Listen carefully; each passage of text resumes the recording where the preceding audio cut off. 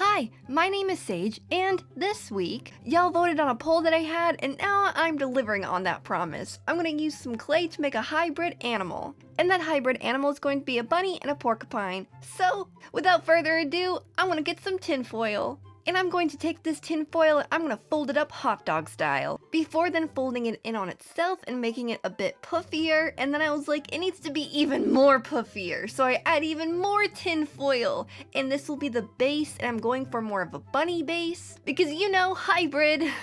And then, well, bam, I add some clay. So now that the base is covered, I can now start adding on some features. And to do that, I take some more clay and smush it on her face, because I am building up her face now. And once I smooth everything out, I then rip off even more clay to add to her snout. I end up giving her something akin to a mustache, so now she's looking similar to the Lorax, which is totally cool. Who doesn't love trees? I then embark on the smoothing journey yet again, and now she's starting to look like a bunny. And to make her look even more like a bunny, obviously I'm gonna have to add some ears. So I take some clay, roll it up, and then flatten it out, and bam! She got 2 ears now! Yay, she can hear! And once I smooth the ears to the head, I then take my little ball stylus and smush it into her face as I am making some eye sockets. I then take my pointy stylus and carve in her nose and her mouth, and she is smiling.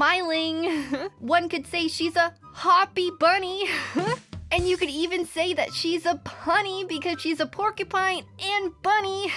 And after that, I decided, you know what? She needs some random clay in random areas, and then I'm gonna smooth them out because why not? So now that she's really looking like a bunny, it's now time to get into the hybrid parts. And by the hybrid parts, I mean the legs, because porcupines and bunnies have legs, so I'm gonna give her 2 of them in the front, but first I'm going to adjust the first one by ripping part of it off. Because I don't do math and I don't measure. Next, I give her another leg, and then I put even more clay on the first one as I blend it all out to really make it look leggy. And I do that for the second one, and then I add even more clay to the bottom of her legs to make some little feet for her, because obviously she gotta be hip-hopping. And now since the front 2 are on, I then have to move her ears up a little bit as I'm gonna be making her back legs, and to do that I take some clay and make it into kind of like an oval-y shape, but not completely oval. I make it into like a back leg shape. Next, I get a little piece of clay and blend it into her leg, and this will be her foot. And once the blending commences, I gotta blend the entire leg so everything looks all nice and good, but then I have to rip off her ear because it was getting in the way. And I then repeat this process on the other side. So now she has no ears. Oh no! But she has 4 legs, yay! I then begin to put her ears back on before then realizing that's silly. I need to add some spikes to her because she is part porcupine. And so I rip them off again.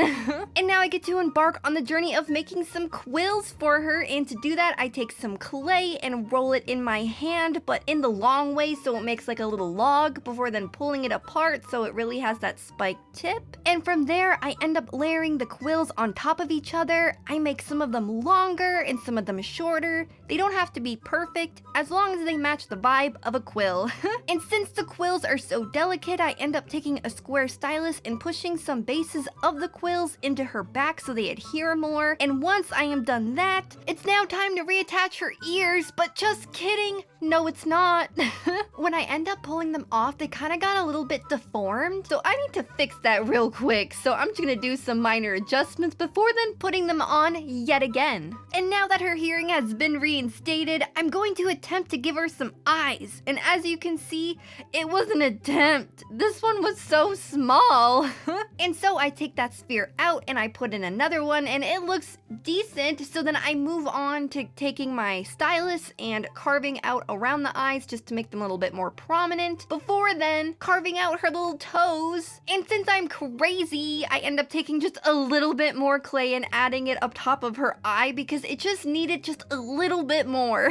But now her eyes are good, and now I get to move on to making the silly part, which is to make her a hat. And so I take some tinfoil, scrunch it up, make it into a tiny little triangle, and then bam, cover it with clay, as I'm gonna be making a flower hat. And this is my first attempt at making it. I thought I would be happy with just like 4 sides, full layered out to make the petals, and then give it a little like cute stem on top of it, but then I end up hating it because it was infected by the ugly. And so I did what any normal person would do, and I smushed it and tried again. And this time I gave it 5 petals instead of 4, and I think that really helped. And once I smooth the top part of it out, I then end up flaring out the bases of the petals to make them go like swoop at the ends of them so they look fun and funky fresh. Next, I roll a little log and then pull it apart, as this will be the stem of the little flower hat, and I end up taking my ball stylus and blending it to the flower. And from here on out, I just end up doing random touch-ups here and there until bam, this is what she looks like with her hat. So now that she's done and the hat's done, I then bam, put her in the oven and she is all baked. So now I can start painting. And the first coat that I'm painting is her fur coat. And to get this color, I mixed umber brown, orange, and white together. Before then moving on to the quills, and I paint them just white to start with because porcupine quills are black and white, and I figured painting them white first and going over top of them with black later makes more sense because the black goes on a peg with 1 layer. And so now that the bunny pine has 1 layer of brown and 1 layer of white, I then push her aside as I'm going to start painting her hat. And I paint her hat blue because that's cute and it kind of reminds me of like a bluebell, and I just think that's fun. Next, I paint the stem green because, you know, stems are green. So now that everything has 1 layer of paint on it, I then bam, do a second layer off screen. And now I can go in with the black and start painting the quills. Also, if you don't know what their quills look like, here's a picture. They're patterned all over with some black and white splotches. I had to Google it too because I forgot.